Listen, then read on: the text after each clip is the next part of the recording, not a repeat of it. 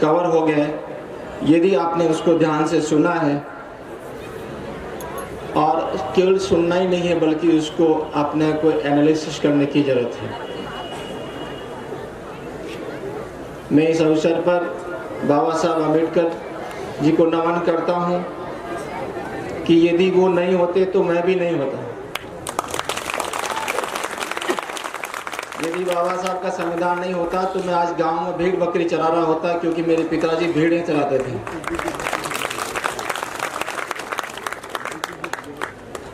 आज इस मुकाम तक पहुंचे हैं तो उसमें सभी महापुरुषों का, संतों का योगदान है। हमारा दर्शन, हमारी लड़ाई भगवान गौतम बुद्ध से शुरू होती है और परंपरा आगे चलती है। और आप देखेंगे कि गौतम बुद्ध के बाद चाहे कबीरदास जी हैं, रविदास जी हैं और अपने घासीदास जी है, उसके बाद बाबा साहब अम्बेडकर आते हैं। तो जो अंतराल है वो धीरे धीरे कम होता जाता है कि हमारे विचारक समाज को एक दिशा देने वाले बहुत हमारे बीच में रहे। एक बात हम सबको, जो हमारे यूथ हैं, जो बच्चे हैं, उनके लिए है कि एक बात तो आप हमेशा इस बात को दोहराइए कि सफलता हमारा जन्म सिद्ध अधिकार है, उससे आपको कोई वंचित नहीं कर सकता जब तक आप खुद नहीं चाहेंगे। वो आपका जन्म सिद्ध अधिकार है। आप हर क्षेत्र में सफल हो सकते हैं, बशर्ते कि आप उसके लिए कोशिश करें। आज जो हमारे यूथ हैं जो बैठे हैं, वो हमारा फ्यूचर है, हमारे समाज का फ्यूचर है, हमारे देश का फ्यूचर है। उन्हीं पे सब कुछ डिपेंड करता है। लेकिन हम जब दूसरी तरफ देखते हैं, मैं ये जो पुलिस ऑफिसर्स देखता हूँ, क्योंकि समाज जो ये यूथ है, आपका समय पढ़ने का है। आपको अपने घर से, आपने हमको रोका, क्या आपने खुद कभी अपने अंदर झांक के देखा? आप आज भी अपने गांव में जाइए, क्या आपको कॉलेज जाने से किसी ने रोका है? क्या आपको स्कूल जाने से किसी रोका है? फिर भी हमारे बच्चे 10वीं पास नहीं हो पा रहे हैं। किसका दोष है? क्या अभी भी हम उन्हीं लोगों को गाली देते रहेंगे? खुद सोचिए, खुद अंदर सोचिए, एनालिसिस कीजिए। क्यों नहीं हम फर्स्ट डिवीजन पास हो पा रहे हैं? क्यों नहीं हम मेरिट में आ पा रहे हैं?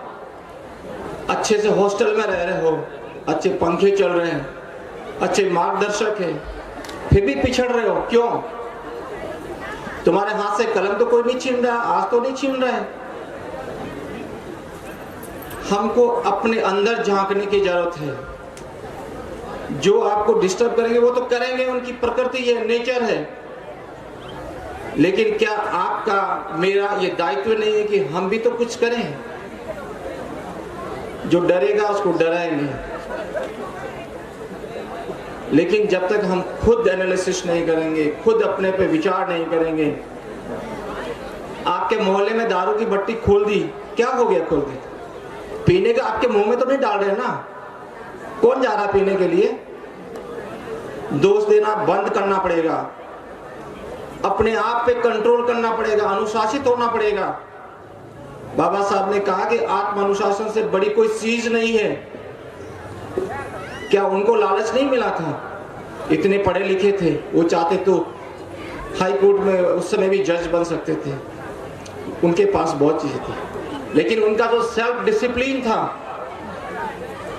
नहीं पूरे समाज के लिए, उनका जो इतना बड़ा जो तबका था समाज का, उसके लिए आराम से हम क्यों ललचा जाते हैं? थोड़े से लालच के लिए। उसमें दूसरों को दोष देने से काम नहीं चलेगा। आपको डिसिप्लिन में रहना पड़ेगा, आपको अनुशासन में रहना पड़ेगा। आपके घर के सामने यदि कोई दारू की बोतल भी रख दे तो पड़ी रहने दो उसको। वो तो करेंगे, वो तो उनकी प्रवृत्ति है। लेकिन हमको सुधरना पड़ेगा, हमको एनालिसिस करना पड़ेगा। हम दोष देकर के बच नहीं सकते। हमको अंदर झांकना पड़ेगा। आज हमारा जो 10वीं क्लास में बच्चे पढ़ रहे हैं, कॉलेज में पढ़ रहे हैं, उनका काम पढ़ने का है, लेकिन मैं एज ए पुलिस ऑफिसर्स देखता हूं कि कुछ लोग आते हैं, उनको इस तरह से भड़का देते हैं कि उनका कैरियर ही खत्म हो जा रहा है। आपके लिए लड़ने के लिए बहुत लोग हैं, आप पढ़िए तो सही। लड़ेगा वही जो पढ़ेगा। जैसा प्रोफेसर साहब ने बोला कि ये बंदूक की लड़ाई नहीं है, लाठी की लड़ाई नहीं है, ये बुद्धि की लड़ाई है, कलम की लड़ाई है। आप बुद्धि और कलम तब चलाओगे जब किताबें पढ़ोगे, और किताबें आप तब पढ़ोगे जब आप सड़क पे नहीं घूमोगे, कमरे में बैठे रहोगे, क्लास अटेंड करोगे, तब पढ़ोगे। केवल नारे लगाने से और झुंड बना करके जा करके गुंडागर्दी करने से नहीं बन सकते। आपको ये सोचना पड़ेगा, आपके ऊपर जिम्मेदारी है। ये जो व्हाट्सएप का जमाना, फेसबुक का जमाना है, उसमें आपको बड़ी बड़ी खबर ऐसी मिलती है कि आप अपना दिमाग नहीं लगाते। जो चीज आपको बुरी लगती है वो दूसरों को भी बुरी लगती है। आपके भगवान को गाली देंगे तो आपको बुरा लगता है, तो उनके भगवान को गाली दोगे तो वो उनको भी बुरा लगेगा। आपके सामने इतने महापुरुष हैं, इनको पढ़िए, इनके विचारों को पढ़िए। हम आलोचना करने की बजाय हमारे पास किसी धर्म ग्रंथ से क्या मतलब है। आपके पास इतने ग्रंथ उपलब्ध है, इतने महापुरुषों के प्रवचन उपलब्ध है, इतने एफआईआर हो जाए, आपका कैरियर बर्बाद हो जाए। आपको पेशेंस की जरूरत है। आपको उनको जवाब आपके कलम से देना होगा। आप उसको जवाब देने के लिए इंतजार कर लीजिए। आज ही उनका हिसाब चुकता मत कीजिए। आज तो कम से कम आप जो है जिस लक्ष्य को लेकर चले हैं, जिस सपने को लेकर के आपके माता पिता ने आपको यहाँ भेजा है, उसको ध्यान में रखिए। हम यहाँ हॉस्टल में रह रहे हैं, आज हमारे दोस्त की पार्टी है, चलो आज मेरिट में चलते हैं, आज चलो आज फलाने होटल्स में, सेंट्रल पॉइंट में चलते हैं। क्या कभी सोचा कि जो 2000 रुपए का नोट खर्च कर रहे हैं उसके ऊपर आपके माता पिता कितने पसीने की बूंदे हैं? आपके पिताजी ने, माताजी ने जो रोपा लगाते समय कितना पसीना बहाया, तब 2000 रुपए का नोट आया था? कभी नहीं सोचा। तुरंत खर्च कर देंगे। पैसा खर्च करते समय देखिए, वो कोई ये नहीं कि उनके घर में बैंक ला के दे दिया। कितने लोगों के ताने सुने होंगे, किसी की नौकरी किया होगा, कितनी गाली दिया होगा, किसी के बर्तन साफ किए होंगे, तब 2000 रुपए का 500 का नोट मिला होगा, और आप यहाँ आकर के गुलछे उड़ाएंगे। सोचना पड़ेगा। आपकी ड्यूटी है, आपकी संगति ऐसी चुनी है।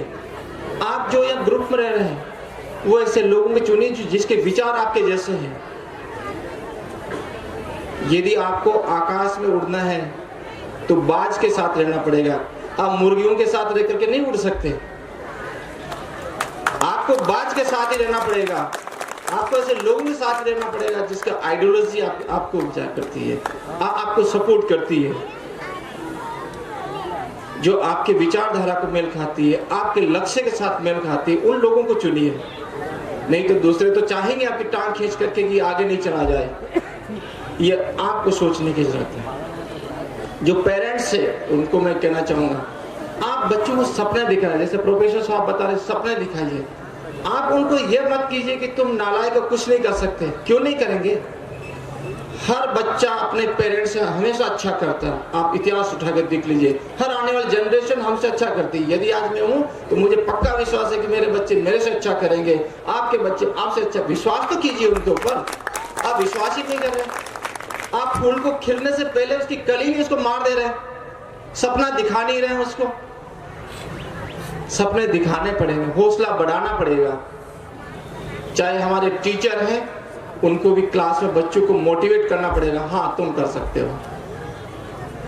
जैसे नेल्सन मंडेला के बारे में मैंने पढ़ा था कि उनकी फादर ने बोला कि तुम इस दुनिया में राज करने के लिए आए हो। कितना संघर्ष किया, लेकिन एक दिन तो सफल हुए। हम भी अपने बच्चों को बोले, तुम बन सकते हो, तुम ही कर सकते हो, तुम ही करोगे। उनको सपना दिखाना पड़ेगा, उनकी हिम्मत की दाद देनी पड़ेगी। साथ ही पूरी सोसाइटी की जिम्मेदारी है। जैसे प्रोफेसर साहब बोल रहे थे, यदि गायकवाड़ साहब नहीं होते तो अम्बेडकर साहब नहीं होते। सही है। आज मैं कह रहा हूं कि हर घर में एक अम्बेडकर साहब हो सकते हैं, बेशर्ते कि पूरी सोसाइटी संगठित होकर के सहयोग करे, हम एक दूसरे की सहयोग करें, एक दूसरे को आगे बढ़ाए। हम केवल टांग खिंचाई करेंगे तो नहीं होगा। हम सबको एक संगठित रूप होकर के जो आर्थिक रूप से कमजोर है लेकिन जिसके अंदर दिमाग है वो कुछ कर सकता है, तो हम उसको सहयोग करें, यूनाइट होकर सहयोग करें। एक एक करके 11 होते हैं, तो वो चीज अपने को करने की जरूरत है। हमको जो महापुरुष है उनको उनके सिद्धांतों को अपनाने की जरूरत है। हम बात तो बड़ी बड़ी कर रहे हैं, हम बाबा साहब को चाहे घासीदास जी को बोलते हैं, हमको गर्व होता है मन के एक समान। जिस मोहल्ले में रहते हो, आपका भाई रहता है, आपका भतीजा रहता है, बच्चा रहता है, उसको देख जैसा समझ ही नहीं रहे, उसके साथ तो उठ बैठ नहीं रहे। आपका भाई आपका मोहल्ले में रहता है, उसको तो उससे तो आप बिल्कुल एक तरह से किनारा काट लिए। मैं तो सतनामी हूँ, बड़ा हूँ, ये महार है, ये गांडा है, इसको साथ क्यों बैठा हूँ? जो एससी के लोग हैं वो उसमें जातिवाद है और हम दूसरों की जातिवाद की बात कर रहे हैं। हमको इंट्रोस्पेक्शन करने की जरूरत है। दूसरों पे अंगुली उठाने से पहले हमको अपने तरफ भी देखने की जरूरत है। क्या हम अपने जो भाई हैं, परिवार के लोग हैं, उनको कितना मदद कर रहे हैं, उनका कितना हौसला बढ़ा रहे हैं। हम दूसरी जात के जो एससी में जो दूसरी जात है उसके साथ कितना भेदभाव कर रहे हैं। वो तो स्वीपर है, नहीं मैं तो जिम्मेदारी हूँ, ये इधर नहीं आ सकता। हमको सोचना है, जब हम खुद ही एक संगठित नहीं है, जब हमारे अंदर जात पात है, हम दूसरे को क्यों दोष दे रहे हैं? जो गुरु घासीदास बाबा का जो आंदोलन था वो सांस्कृतिक आंदोलन था, आर्थिक आंदोलन था, माल गुजारी का समय था, मराठों का शासन था इधर। जब आपका आर्थिक शोषण हो रहा था, उनकी ये चाहे वो एग्रीकल्चर कृषि की बात थी, जैसे उन्होंने बोला कि आप जो खेती बाड़ी है उसमें थोड़ा सा एक मिक्स खेती की बात करें और जो है मिलकर के काम करें। उनका एक ये भी था कि जो अपनी जमीन है उसको कैसे बचाए। हालांकि उस समय जो पूरी जमीनें थी वो सामंतों की थी, जमींदारों की थी, लेकिन उनका मूवमेंट था कि जमीनों पे कब्जा करो, जमीन आपके हाथ में होना चाहिए। लेकिन आज हमारे लोग शहर के 20 जमीनों में बेच दो, खेती की जमीन बेच दो। आप अपने मदर फादर को समझाइए कि जमीन बेचने की चीज नहीं है, जमीन को बचाने की चीज है।